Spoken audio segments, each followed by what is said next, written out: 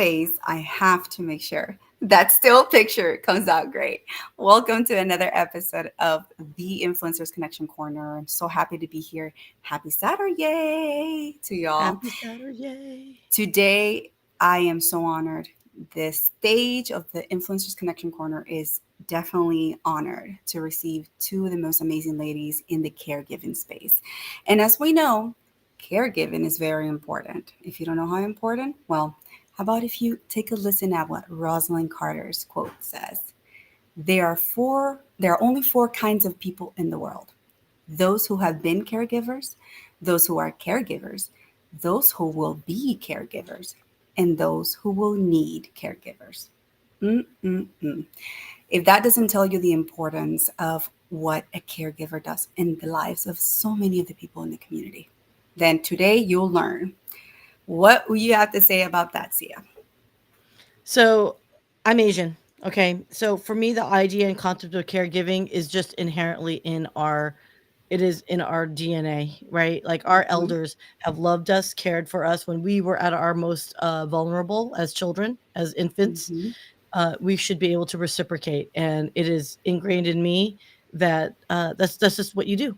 That's just what it is. There's no mhm. if, and, or buts. So for those Yes. that pursue this career, to me, it's a noble pursuit.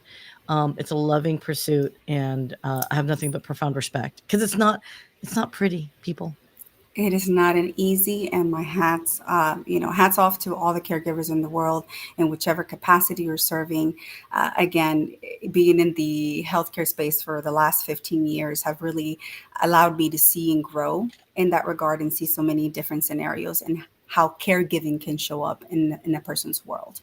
And so, with that said, I am so eager again to just jump in the conversation with these amazing ladies, just experts, influencers in their own space. And the stage is honored. So let's go ahead and run that intro and let's get to it.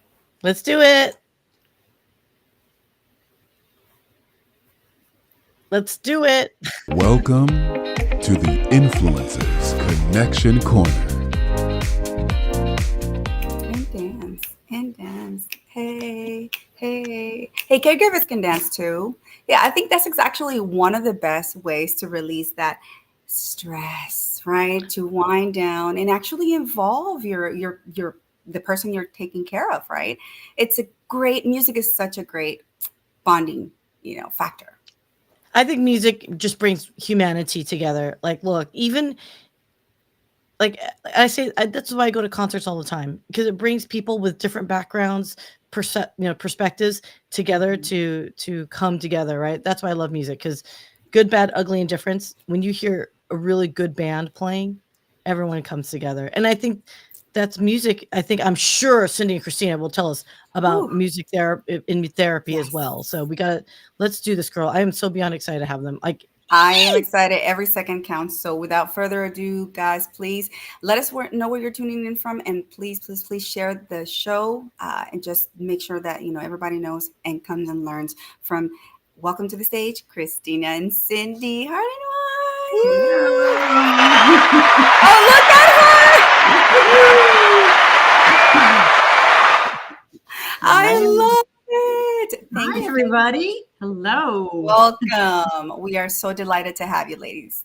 It is our pleasure. We're Yes. excited to be here. We've been looking forward to this since you sent us the invitation. We're so excited. Yes, very excited to be here. it's I about mean, time. yes. I was like, what took us so long to get I together? don't know. We're all so busy. Yes. I was going to say, is it that just TikTok stars, the YouTube stars who are influencing in the caregiving space? But Yeah. no, let's We're talk not about worthy. that. We're not worthy. We're not worthy. No, Yes. and again, it's such an honor. We say it in a playful manner, but getting serious, it is. You have been trendsetters Mhm. in a space where we are universally going to use caregiving. We will Right. wear that hat at one point in our lives, in Mhm. one way or another. But people don't realize this space is just growing. There are so many resources for us to dive into, put our hands on. But you ladies have managed to made it in a fun edutainment way that delivers the most impact, the most value, and it educates. So congratulations on, on YouTube, your YouTube success, your TikTok. I'm not even on TikTok, and look at you guys. It's caregiving is it can be such an overwhelming position, a job, a career, or something that you just kind of get thrust into that you don't even know that you're a caregiver. We're happy to try to at least add a little bit of light and, happiness to it, and try to, make it a more light thing. So yeah, lighten things up. It's interesting that Rosalind Carter quote that you gave. And as a professional caregiver, and most of the time we're like, oh no, we're not really caregivers, we're professional caregivers, we're not personal caregivers. And I was just telling Christina recently with my mom, we had some things go on, and it was a lot of work to get things ironed out, and she was down in the middle of a move and in the whole 9 yards. And we finally turned to Christina and said, wait a minute, I am a caregiver, and I have been a caregiver for many years. And it's crazy how people don't realize that, but how much of an impact when they really sit back and say, now, wait just a minute, it makes on their lives, Yeah, we talk about that a lot of times, how caregivers that we run across don't realize that they're caregivers or don't identify as a caregiver. And that's exactly what, Cindy had that light bulb moment too, where she was just like, oh, and I preach that all the time. And she does that all the time. We preach that all the time because, at least acknowledging it on whatever level you're doing caregiving, that it's going to help you. It's going to help you in that caregiving journey. If you can at least acknowledge that you are, then you know where to turn to ask for support. So. Absolutely. And I think that one of the biggest keywords that you just mentioned, Christina, is support. Having that right support system, because we have to face it and we can't sugarcoat it. Caregiving takes a toll. It takes a physical toll. It takes a mental toll, psychologically, all the aspects. It really does. I've worn that hat many times. Currently, it being a sandwich generation, stuck between. If you don't know what sandwich generation is, audience, it's basically you're stuck between rearing your own children and taking care of elderly parents. So you must, try to imagine, wrap your head around that it is very draining mentally, physically, and we must have the right support. And in the way with Adapted Equipment and Caregiving Corner, ladies, the amount of support that is there in resources for caregivers is just astronomical. So tell us a little bit about that. We've always said that caregiving is hard on a body. And not only, like you said, Raquel, not only hard, physically and mentally, but in our situation with Adaptive Equipment and Caregiving Corner is financially. So sometimes when caregivers, let's say, an aging parent that you're caring for, goes into a hospital and they come back home, and we need to make their home as safe as possible to make that transition back home. They don't know, the new family caregiver doesn't know where to start. So they just go and they just buy things instead of maybe borrowing things from a lending closet, or maybe buying the wrong things. And now you've got all of this stuff on your hands that maybe they didn't need if you had the right resource, or you reached out to the right resource. We would be able to help you save money. So not only is it hard mentally and physically, it's also hard on your wallet too. So that's kind of where we feel like we come in with our resource, especially with adaptive equipment, the equipment itself. I gotta tell you, that's what happens. At least my personal experience with my father, his wife was the primary caregiver. We would buy stuff that he doesn't. I mean, after he passed, we had all this stuff that we just had left over, right? And knowing you now, and I would love to talk more about that, is the cost of caregiving. It can be very expensive for an outsider to help out. And there are things at Medicare, Medicaid, and I would love to talk a little bit about that as well, because people don't realize, yes, it's expensive, but there are options out there that help alleviate. So they're not going to, oh my God, there's so much we could talk about, and I'm getting so educated on it. And oh my God, I'm so excited to talk to you guys because, so because let you guys do.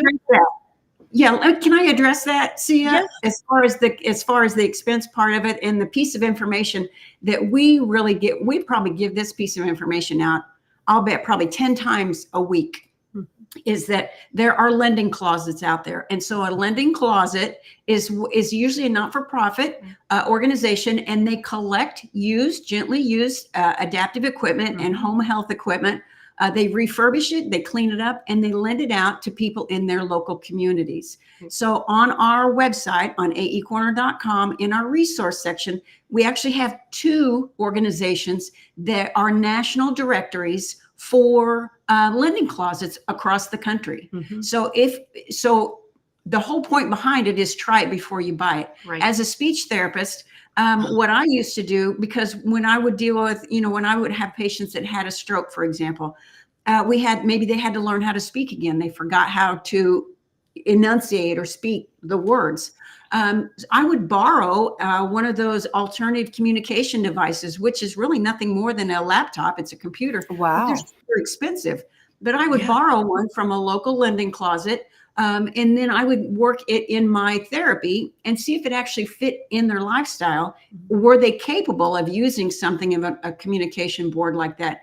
And then we would set goals for that. And if they didn't meet it, if they couldn't use it, then we just shipped it back. But it was no money out of their pocket, And so I just think that if there's one piece of information, and there's actually 3 that we like to talk about, but that is a huge one as far as taking care of and looking out for caregivers financially. So please check into, try it before you buy it, and find that lending closet that is near you. Right.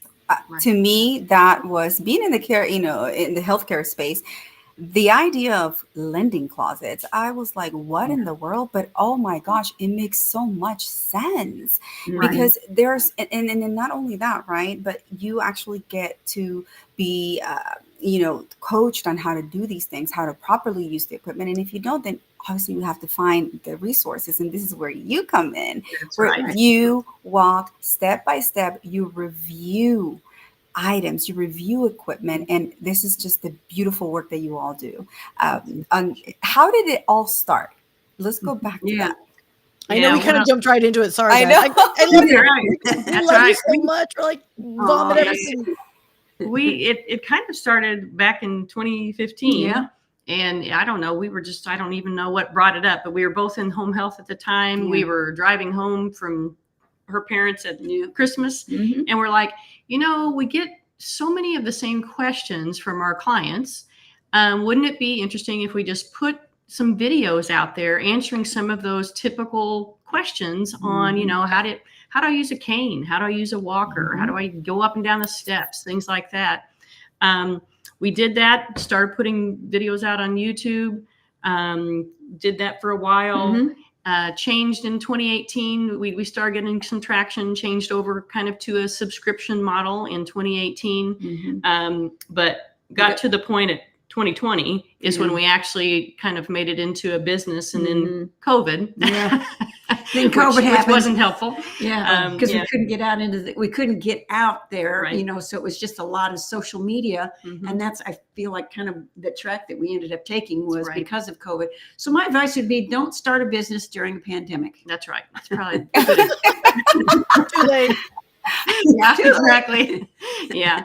So then after that, now we have those, a lot of the videos, over 200 videos behind a subscription. And now our YouTube channel is mainly product reviews.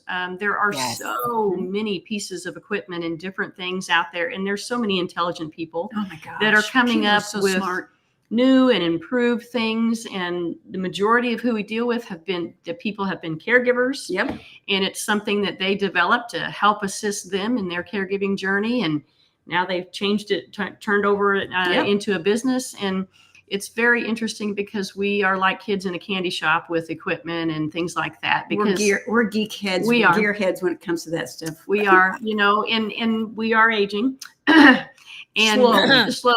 Yes, but the thing is that we always like to tell people, and this is one of the things that we like to promote, is, you can still keep your function. It's going to look different. It's going to look different as you age, but you want to keep as much independence as you can. And that's where different pieces of adaptive equipment or just adapting things. We kind of joke all the time is just using a spoon to get something off the top shelf in a cabinet is a piece of adaptive equipment. You know, you're changing your function, but remaining independent. Because what do we say? What's our tagline? If you can't do it, adapt it. that's right. I love that. It's so simple, yet it sticks, right? And it drives the point across, because so many times, and you know, I don't need a caregiver myself. Sometimes I would like to have somebody help me around, but that's another story for another day.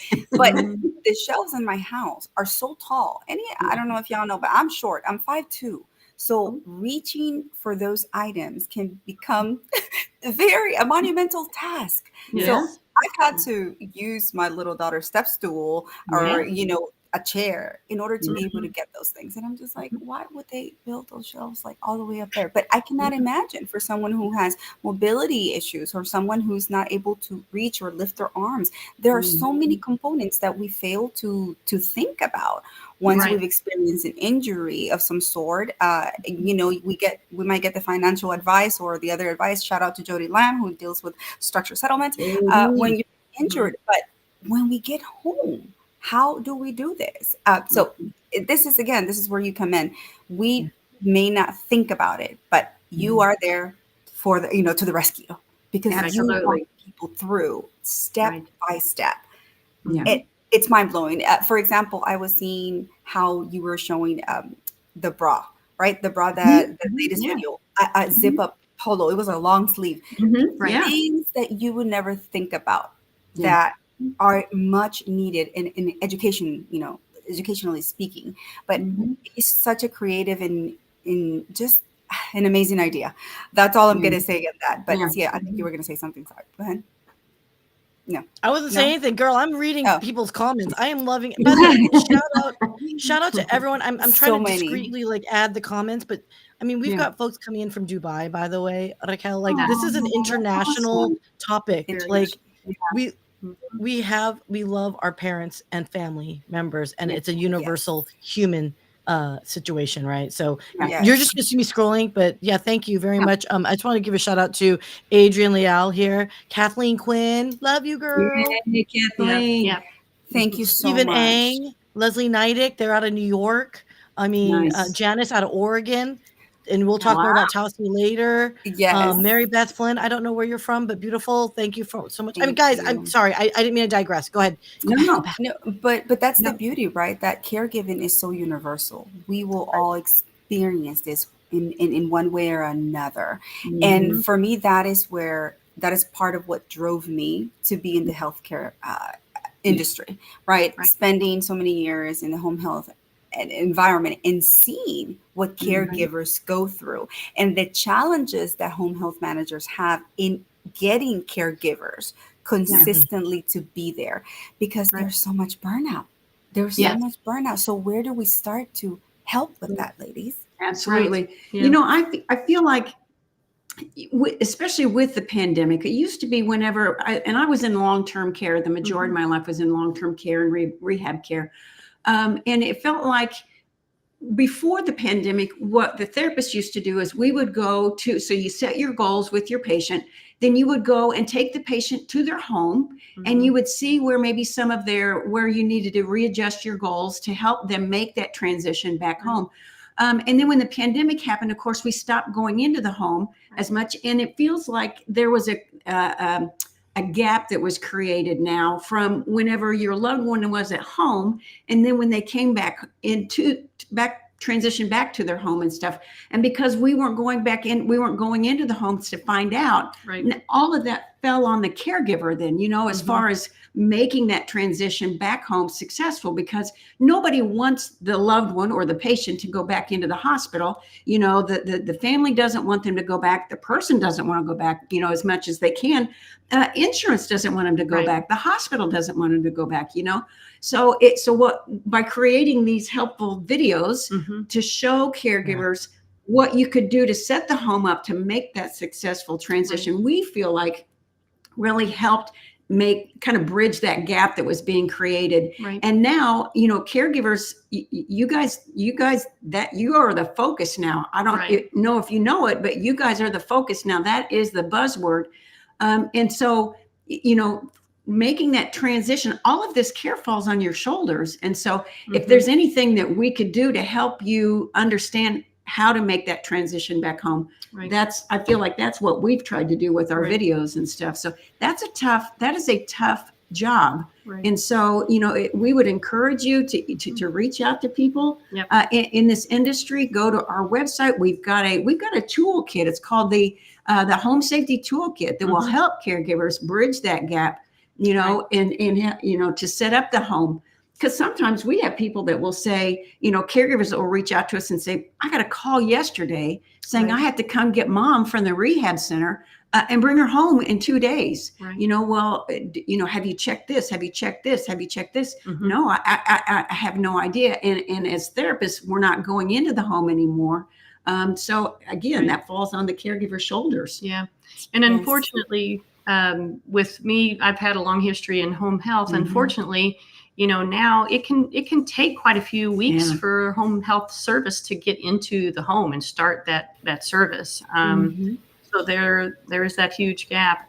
And one thing that we always try to promote, and I know, we're just as guilty of this, but we always talk about, you don't need a roofer until your roof starts to leak. That's true. And it's the same thing, with caregiving. And we really would encourage people and caregivers, if there is any change in condition. And when we say change in condition, we mean, if mom was walking and now she's not, if they were, getting in and out of bed and now they're not, changing condition.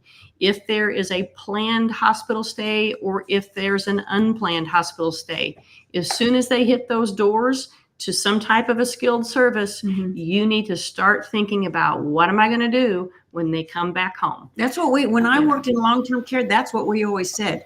You should start planning for discharge the day you're admitted. Right. So something that caregivers need to really, because again, all of that care is going to fall on your shoulders. Yeah. So the day you walk in with your loved one to whatever facility, say, what are we going to do to get them back home? Right. Oh my goodness. Sound advice. And for me, again, just to add to what you're saying, we used to say, always have a plan. Always have a plan. Your parents are getting elderly. I know I'm referring to the elderly, but this could be for someone who had an injury. Like I said, it could be for a child, who has different abilities. So it can apply to so many different scopes, levels, and again, caregiving has so many faces, right? Yeah, we get people, Raquel, that will reach out to us, will call us or send us an email, and they'll say, I'm getting ready to be discharged from the hospital. I mean, speaking of younger people, and they just gave me crutches, and it still has the cellophane wrapping on it. I don't know how to use it. I don't know. They're short, they're too tall,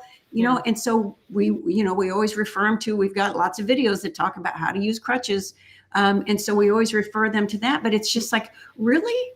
Yeah. Wow. Like how to go up and downstairs with crutches, like all of those things that you don't think you would need, or you think you will figure out, or you're wing it. There's some things you can't wing, sweetheart. Right. It's an issue. So when it comes to that, it compounds the danger. I mean, if you don't know how to use crutches, and then you got to go up a few stairs to get into your home, then that's huge. It just makes the danger more apparent. You're risking a refall or whatever it is that, a re-injury. And but go ahead. Yeah. I was just saying, I've been doing a lot of research because, we picked up a client in the continuum of care. So shout out Carrying Oregon crew. I just read a stat, you guys, that blew my fracking mind, which is 1 in 4. So that would be 25% of the population. Okay. 65 and above has fallen. Yes. And I did not know that. Yes. Here's a scarier statistic. Yes. Once they fall, they're 50% more likely to have another fall. Yeah. That's so crazy. It increases, doubles their chances. Yeah. That's scary. Yeah. Again, people, you don't realize, you don't think about what you don't know. I mean, I have a 2-story house, and there's a very real, my mom's 89, right? So if my mom came to live with me, or my boyfriend's mom came to live with us, we would have to seriously consider, moving our house around, right, to accommodate them. And it was a very real conversation. And, initially it was like, oh no, we can mom and dad can walk up and down the stairs. It's like, you're going to carry 100 and 200-pound person up and down stairs? No, Right. you cannot. Right. Yeah. And that just kind of, and then, so I mean, so some caregivers go into it with that mindset, Sia. I mean, it's expensive but they don't realize how quickly that will break down your body. Just ask any therapist how quickly your body breaks down, because you're just trying to help. Right. But man, your back, I mean, when you're trying to lift somebody that maybe can't lift, 75% of their body weight, it will break down your body as a caregiver. I mean, the statistics on a caregiver getting sick or passing away prior to ending their caregiving journey is scary. Yeah. No, the thing to also note, in addition to what you ladies are saying, is whenever that change in structure happens in a home, it affects the entire family unit. It just doesn't affect the caregiver or the patient itself, but it affects the entire family unit, because it's like a trickle, right? It trickles everywhere. And for me, that's important. And so many, year after year, I used to see how people will fall ill, caregivers will fall ill. They would, whether it's physical or mental, just the stress of just being there for someone else, for another human being, it takes a toll. Having said that, I want to send my regards to one of my good friends, Fumi. We love you, and you are in our thoughts. Her family's having to go through the caregiving journey, and had a pleasure of seeing them yesterday, so was able to give some information. But I am just wanting to be there for them, to support them. Having support and a reliable community definitely helps a little bit in the journey. So remind people. I think caregivers need to be reminded, you are not alone, right? And Adrian, I just want to leave. I left his comment up there. Yes, there is very much lending closets in Houston, right, ladies? Absolutely. Yeah. If you go to our aecorner.com, up in the menu bar is a resource page, and you click on the resource, and I think the top 2 resource links are for lending closets. They're national directories for lending closet. Please visit there. I think it's listed by state, and then you put in your city and zip, or that comes up with a map and stuff. So please check that out and try it before you buy it. It's expensive being a caregiver. Right. It truly is. And, hitting the pockets, right? It's, you always think about that. And then we try to cut ends or cut the means, but then at which price and at what cost, right? That is where we come in. And that is where we worked tirelessly to be able to educate caregivers. There are other ways that we can adapt what you have in a safe manner that is smart and that will be conducive to still taking care of that patient or your loved one at home. So can you tell me a little bit about some ideas, that you've seen? Because I see y'all review so many things. I see you putting like tape and so many different gadgets, right? Packs. Right. It's kind of difficult. There's so many things. I'll tell you one thing that I absolutely love, and it's silly and it's simple, but when you're talking about caregiving and having to do a lot of pulling and pushing and things like that, especially if someone is bedbound and has difficulty in moving themselves. We have done a video on a tubular slide sheet. And I think it's like, $20, $25, something like that on Amazon. We have it on our website. And because it's tubular, it's slick. And just remember that. So it has to be removed from underneath the person. But putting that under them, it makes such a difference in moving them, especially if you are by yourself. Trying to move somebody in bed, whether you're rolling them and positioning them on their side or up and down in the bed, that up and down in the bed, especially if you're in a regular bed and not in a hospital bed that can't be moved away from the wall or moved out in front in the middle of the room so that you can get at the head of it. If they're in a regular bed, that tubular slide sheet, because of the slickness and it's sliding on itself, makes it much easier. Now, is it simple? No, but it is much easier than trying to physically move somebody on your own without that. And it's, it's just something, we used to use transfer sheets, and I don't even know when I came across it. It wasn't about a couple years ago. Yeah. And it's just like, wow, why did I not know about this when I was, It certainly will extend a caregiver's Right. journey. I'd save their back a little bit more and extend it. So, Right. we also have on our in our caregiver resource library, we also have in the videos, we also have things about proper body mechanics for Right. the caregiver. right, Because you have Yes. to, again, you have to take care of yourself right. so that you can take care of others, right? So Mhm. it's like somebody we were talking to the other day was talking about, like in a plane, putting on your oxygen mask first and then helping others. It's the same thing as providing yourself with that care so Right. that you can care for others. So Yeah, that's a tubular huge slide one. sheet is Yeah, but the body mechanics is Yeah. huge as well. Yeah. And the other thing, and I know, caregivers, it's again a drain physically and emotionally, but using good body mechanics, adjusting, bed heights.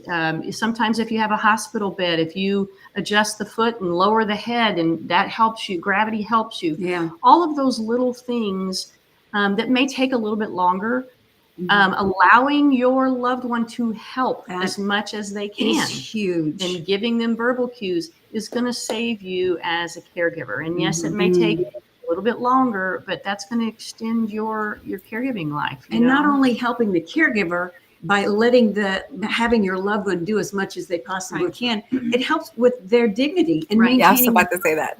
independence. Yes, Yeah. yes. I mean, Yes. if you, as an adult, I've been doing this my whole life, and now I have to depend on another adult for this care. I want to do for me, I'll want to do as much as I physically can to Right. feel better about myself. So really that is a win-win situation. Right. Love how it's a merging, is coming together and it's a collaborative effort in order to be able to properly and smart way care for that patient. And yes, that the dignity part, oh my God, does it have a lot to do.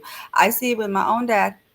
Mhm. It's just like, I don't want to be a burden to you. You're not Yeah. being a burden. I just want to safely make sure that we take care of you. We Yeah, do not want something else to happen as a consequence, because you want to do it yourself. Yeah. So it's definitely, communication is super, super important. And that is one of the, It really is. Mhm. having, Talking about, as a caregiver, having grace to care for your loved one and giving grace to your loved one. Well, the loved one also has that grace that they need to think about in return. The adult loved one needs to think about giving that grace to the one that's caring for them. And I'm sure everybody would want to think about their loved one that's caring for them. They don't want to put them in that situation. So I think that Yes. giving grace goes both ways. absolutely. I gotta tell you, we are our worst own patient, right? Like in our We are. like Yes. for people who are very independent minded and stubborn, 100% is look, give grace to the people trying to love you, right? And I get it. Like I argue with my boyfriend all the time. He's like, look, if I can't do something, I'm going to do it myself. I remember COVID, perfect example. People yeah. were knocked out with COVID, and Yeah. you're trying to love and take care of your loved one, right? And they're knocked out, right? Because Mhm. it was Yeah. scary back then. We didn't know what was going on, and Mhm. it's to be patient with one another as they're learning that process. And the other thing is, if I may add, because I've got Andrew, is it Pooch? Yeah. Thank you so much for contributing this comment, but That's a great you got to comment. give yourself time out, like vacation time, if you will. And I get it. If it's not you taking care of someone, then who is? But you got to find those mini vacations, if you will, right? Like go take a bath, like, and just like get some oil essence, whatever those things are Epsom called. salt. Yes. Yeah, right. And Right? depending on the person too, Andrew, that you're caring for, there might be something in their insurance that will allow for respite care. Mhm. So for example, with, an elderly person that you're caring for, if they're on Medicare will allow for a few days of respite that will allow. And I know this is tough. It's easier said than done, but Medicare will allow you to get that respite you need by putting your loved one in a little mini vacation for everybody, in a rehab facility for a few days to give you that ability to care for yourself. And then while they're in there, they'll get a little bit of therapy as well. and then you can get that break. Thinking about, like vacations and stuff, wherever you're leaving from or wherever your destination is, see if they have a lending closet. Let's say you're going on a cruise and you're leaving somewhere in Florida. Look for a lending closet that you can borrow that stuff from, have it ready to go. And then when you get on the ship or you get on whatever you're going, then, you could borrow that stuff. And then when you come back to port, you return the stuff too. Right. So, but think of that respite care. Is there, if insurance is involved, what's it going to hurt to reach out to them and say, do you provide any coverage for respite care? Right. And we learned yesterday that there may be some grants in the state. You need to check your state. There may be some grants for some partial payment on respite too. So I think a lot of that's coming out from from the COVID money. Yeah. Too. And I think it may be ending. I don't know if at the end of this year or in a year, but yeah, check your state to see if there's some extra monies. Talk to your area agency on aging. Yeah. Every state has a handful of area agencies on aging. If you're caring for an elderly loved one, and get involved with your area agency on aging. They have lots of programs that they support. And they would be able to find out what you will qualify for as a caregiver. Because again, caregiver is the buzzword for all area agencies on aging. And then also, are there any programs that your loved one would also qualify for? Right. If you're not involved with your area agency on aging, find out who it is. Again, you could go, that's another resource on our resource page. It's a national directory. You put in your city and state or your zip code, and they will tell you who your area agency on aging is. Yes, a lot of resources, and I'm glad you guys mentioned the area of aging and the agencies, because it's very important. For so long I worked with Medicaid. I worked directly with the state, so I was able to see both sides: the patient side, right? All the entire paperwork, everything that had to be done, the entire process, in order for them to get services such as home health, provider services, as we call sometimes, right? But then also pairing them up with a caregiver, or hiring a family member or somebody, a family friend, someone whom they trust, because it boils down to that as well. Right. The trust. Who are we allowing in their home? And I'm talking specifically about caring for someone in their home, not in a facility, but more in their home. But trust is a big factor. And after COVID hit, man, it just changed everything in the way we definitely do things in the caregiving world. So many challenges that we face. What do you think are some of the major challenges that caregivers are facing nowadays? I would say probably that transition, for like having a loved one in the hospital or a rehab facility.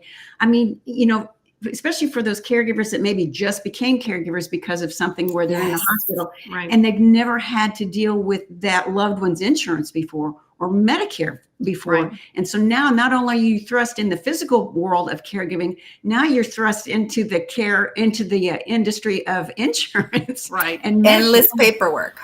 That's right. It's huge. Yes. And so I again, going back to the area agency on aging, they have like senior health insurance program, SHIP with a P, see, and not a T. SHIP, senior health insurance programming. So if you reach out to them, the state has that program. It's a state-run program. They can help with insurance and help with Medicare and Medicaid and stuff, and at least point you in the right direction. Because again, caring for your loved one, the physical part of it is a lot, but then when you add insurance and Medicare on the top of that, please get involved with your area agency on aging, and they can point you in the right direction for that. Especially like with discharge. I think discharge from a hospital, that's huge. I think. Yeah, it is. Because the hospital, they're caring for you, they're taking care of you, they're taking care of your loved one, but they've also got that insurance component too. So it just seems like it would make a really good team. We're in this together, but you have to advocate for your loved one. Yes, you do. Yes. I'm sure the hospital's looking out for you and everything, but you still have to advocate for your loved one when it comes to that, to that hospital, because, it's a business, right? The bottom line is staying afloat, right? Especially in today's environment with some of these more rural hospitals, closing down left and right. Yes. And I mean, their bottom line is going to be that money. So that just makes it so that you really have to advocate. And I think that goes for with the rehab facilities as well. Right. You know, is that bottom line in advocating for your loved one. Yeah. In that initial coming home, that first night home, the first 2 days home, that could make or break all of you, you know, the caregiver and the care recipient, you know, time and time again. And this has to do with just surgeries. It's not, you know, it was a planned thing, you know, but time and time again, we talk to people. I would go to see people the day after they get home, and they are fit to be tied because of pain, because they're not set up. You know, the toilet's too low. They can't get off of it. The bed is too high. They can't get in it. And the only place that they consider their comfy chair is too low and they can't get out, you know? So that first night and that first day, one of the big things I always saw, and I always talk to my clients about, especially if you're coming out after a surgery, is before they let you go from a hospital, make sure they time your pain medicine correctly. Oh man, that's huge. That's they for know. anybody. And they send you with a script, and then your person takes you home and they go stay in line, you know, at the pharmacy for 2 hours. And by the time you get that dose that you need, it's done. You're done, you know. So there's just so many little things. And that's another thing that we offer is we tried to compile some discharge questions. You know, what are questions that you need to be asking your therapist, your doctor, the nurses before you take your person home? Yeah, that's all in our caregiver resource library, and that's listed on our website. Yeah, it's definitely that transitional phase, right, from discharge to home, and how to revamp, for lack of better word, your home to get it ready for the patient. It can be shocking because we don't think about those small things like taping cords down or moving the carpets and the rugs where somebody can trip and fall and, you know, injure themselves faster, or just making sure that everything is sanitized so that they don't get an infection of any sort. It's just so many things that will boggle the mind. And sometimes we don't have the mental bandwidth to be able to deal with those things, especially if you don't have, as I think Sincera mentioned, the emotional capability to do that. So it's very important to surround ourselves with a supported system, to have a plan set, even if it's just a day surgery, minor surgery, something that is not, you know, not planned for, but to have a planning, some sort of agenda or, you know, checklist. And I love that you guys do that, not only for the home, but for, you know, going to travel at hotels. You also review hotel rooms for accessibility. Tell us a little bit about that. It's because I'm excited about that. Yeah. So Cindy and I, so just kind of to back up a little bit, we get companies that will send us, our YouTube channels about new products and stuff like that. So companies send us their products. We do a review on it, and now we've got the product, right? So what Cindy and I have been doing the past few years is taking all the products, putting it in a van and driving around the country and giving people the opportunity to engage with those products, so that they can find out if it's something that would be helpful for them, and then ask a therapist, is this something that would work in their situation? So it gives them a chance to engage with it. So as we were traveling across the country, of course, we're staying in hotel rooms, right? So we thought, wow, let's, you know, because we're just staying in standard hotel rooms, right? We're not staying at, you know, the penthouse suite, which would be awesome. But so what we do is when we So you know, so we get in the standard room in a hotel chain, and so what we've been doing, we have this set of criteria that we're checking each hotel we stay with, and then we just make a video and we put it on. You know, we put it together and make a little video, and we call it "Checking Standard Hotel Rooms for Senior Friendliness." It's the same things that we look for every time, you know, not only for senior friendliness, but their caregiver that's along with them. We were at one hotel one time that was the elevator was so teeny tiny. I mean, trying to get a walker and a person. It was just crazy. So we put those together. They're on a playlist on our YouTube channel. We got probably about 12 of them out there that we've done checking. I love them, by the way. It's such an innovative way to be able to educate, help the caregivers, and just literally concise all that help and education in one place. So Yeah. guys, please scan this QR code, for the resource library for caregivers. It is amazing. Thank you. Besides the educational value, it's the entertainment. I love it. Every Oh. time you pop up on my feed and everywhere, Yeah. like I see videos, I just have this huge smile because I'm fangirling over here. So let me control. I am That's here fangirling behind the scenes here because I don't want my mug interfering with the QR codes. Guys, please continue to scan it. The resources available to you. It's scary, you guys. I think it's very scary to know that you are the person taking care of your loved ones. It's a Right. huge burden to be holding that responsibility physically, mentally, and then yeah. Can I ask you guys a question? Is we have communities and your tribe and whatnot, but there's a question that Janice had asked, which is, what if you were to literally be in the hospital and you're preparing to take someone home and you're now entering a new phase in your life, what would be the first thing you suggest they should do when they get home? Is it call go to your guys' resource library, but what else would be the first thing you would recommend someone do when they get home? Yeah. I think it would depend. It's going to depend, Sia. Did you get a few days, like maybe a week or two notice that your loved one was coming home and taking advantage of those few, like the week or week and a half that you got to prepare? Or did they just call in a couple of days and now you kind of got to get ready? That's kind of how we break down our home safety toolkit in our resource library. But if you've only got a few days. Right. Well, on our website, we have a quick start guide. Yeah. And we're just looking at and see. I'm going to back up and just say, I don't want to say what do we need to do when we get home. Yeah. We're going to say what are we going to do before we bring our loved one home. Yeah. Yeah. And that quick start guide, names the top 3: the toilet, the bed height, and the comfy chair height. Checking those shows you how to do it. Yeah, and it shows you how to do, correct those if you need to. And then, of course, the home safety toolkit. But, if you have, if we're talking about an aging parent or an aging loved one that you're dealing with, I can't stress enough to try to be proactive. Yeah. And, besides the hospital stays or skilled nursing stays or whatever, get them involved in resources like the Area Agency on Aging and things like that. So you prepare yourself ahead of time. And I know, again, we all procrastinate and don't do that, but I can't say that enough, is to be prepared ahead of time.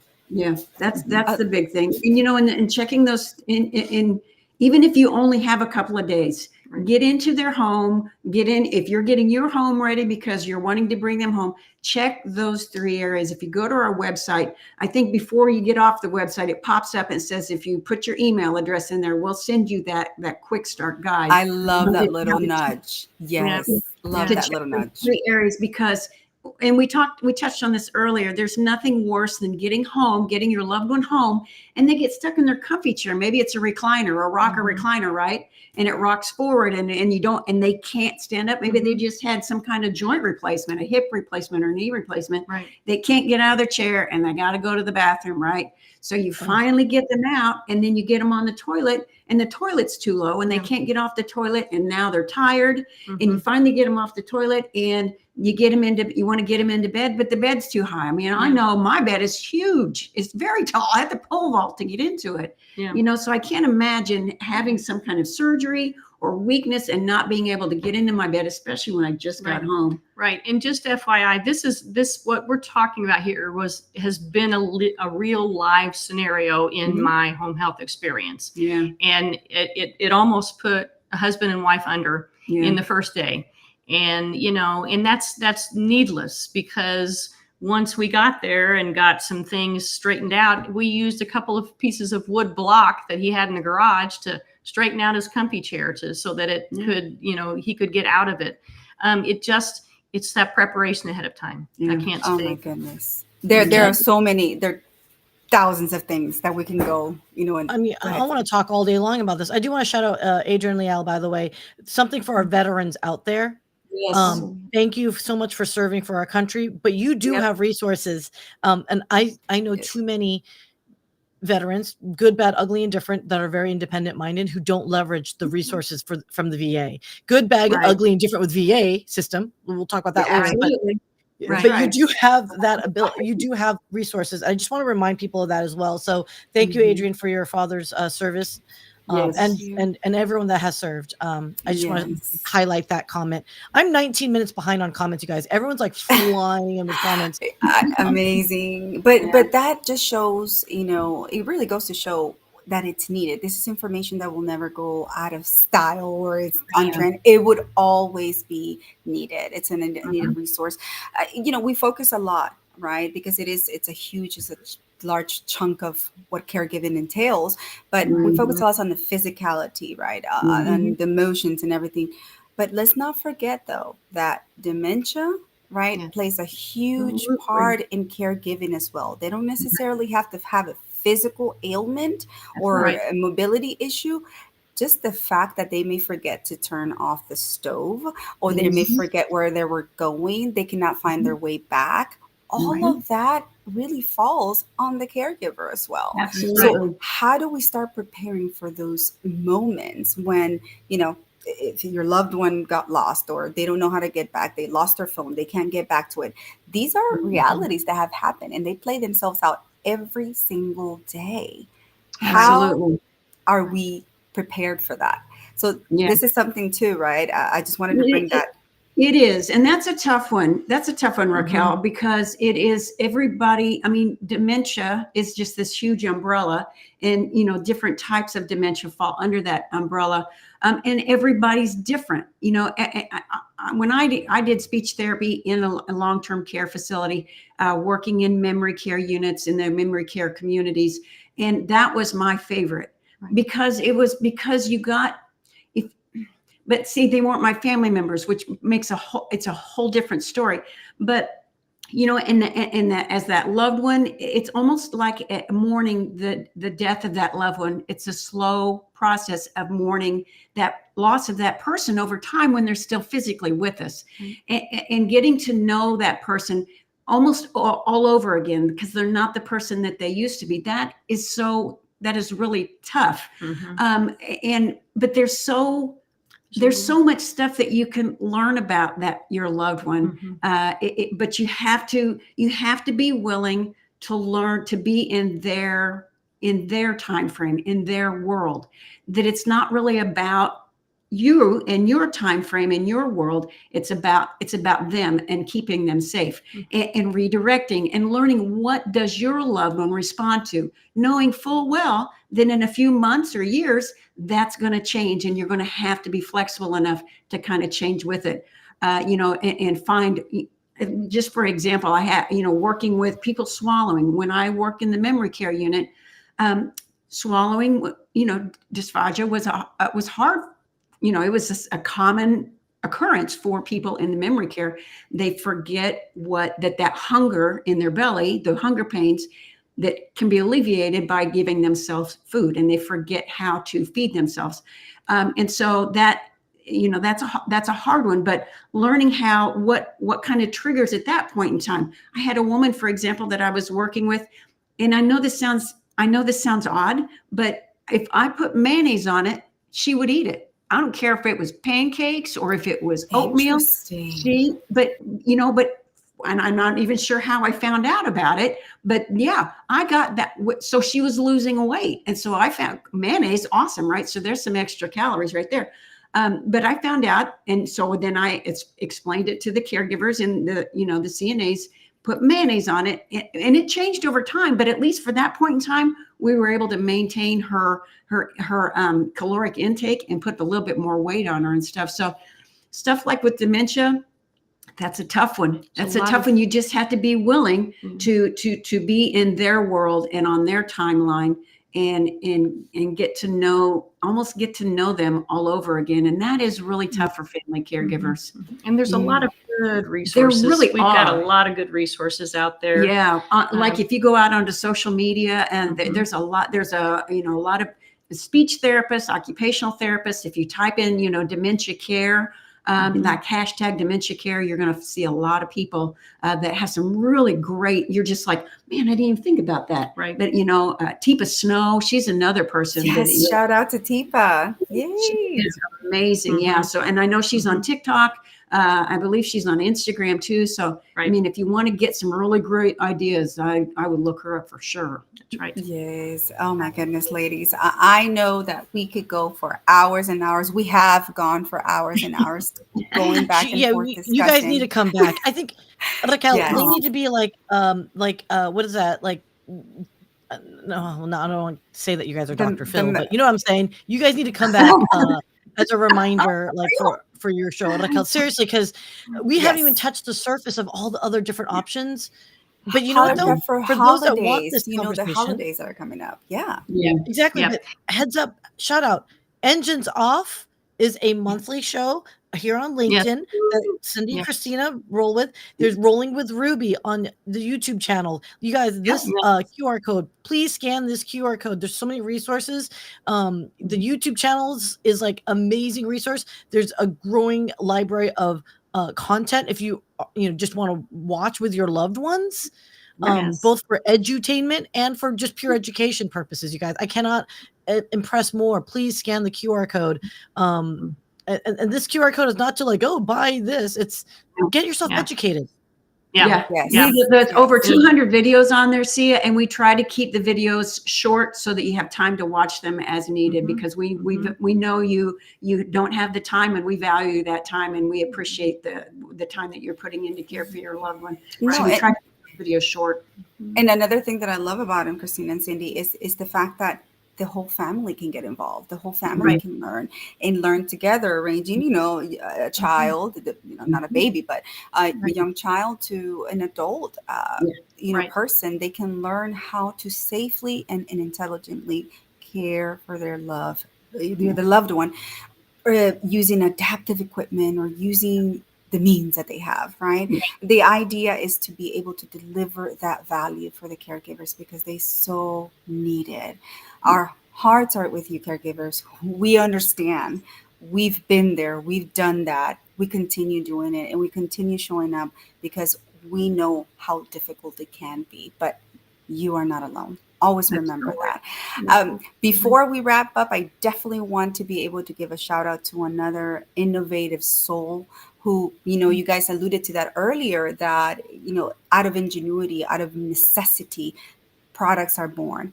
Adaptive equipment is born. So definitely want to give a shout out to an amazing human being, Janice Shokrian, for creating, in memory of her father, and a Tausi. And if you don't know what a Tausi is, well, how about, I have one right there. How about you watch the following so you can learn a little bit more of this phenomenal, stellar product, Tausi.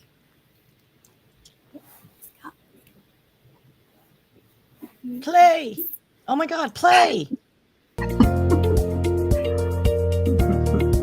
Falling asleep with your head in the wrong position is a pain in the neck. You deserve Tausi Comfort for head, neck, and back support. Go to tausibrands.com and get your comfort on. Yay! The comfort of knowing you have comfort at your fingertips. It is a wonderful thing. And Janice, thank you so much, Tausi, for being a sponsor of this episode. That is so much needed, right? It goes hand in hand. Comfort, caregiving, and comfort go hand in hand. So absolutely.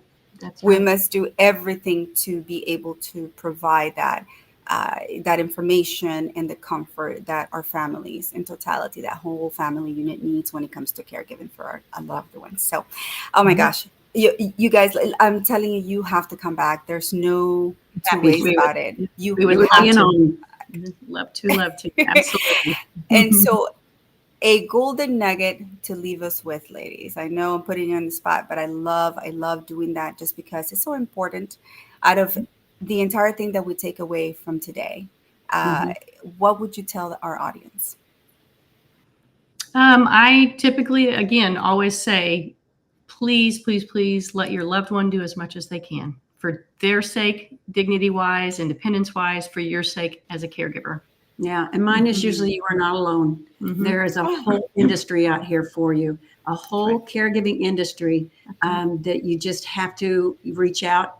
I mean, reach out to us. If we don't know, we will try to get you in touch with other, with other people within the industry. But it's a whole industry, and you do not have to do this alone. Right.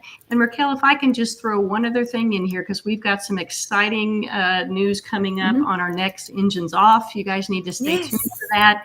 It's in the caregiving space, and I think it's going to revolutionize as it's called goinstacare.com. And we were talking about caregivers and matching caregivers to the care recipients and respite care. And I think as this company develops, it's going to be a game changer for our caregivers in finding care, not to mention independent caregivers, but for companies also looking for employees. So shout out to Go Instacare. Yes, shout out to Go. It's called Go Instacare. Instacare.com. Yes. Yeah. I love that. It sounds like it's already revolutionary, and oh my gosh.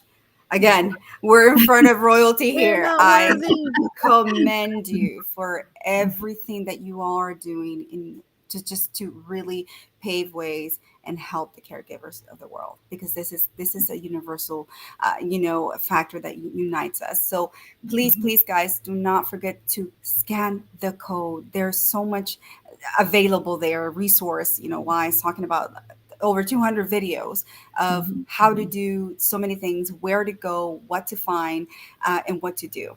If you do not know, please connect with the Christina and Cindy. They have a LinkedIn. They're everywhere. Okay.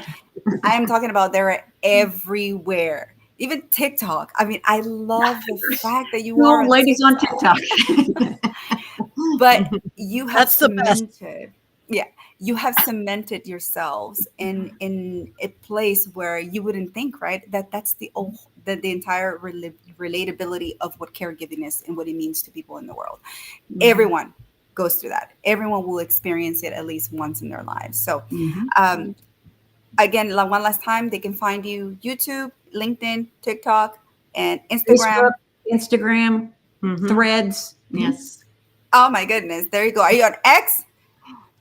Not anymore. No, not anymore. Okay.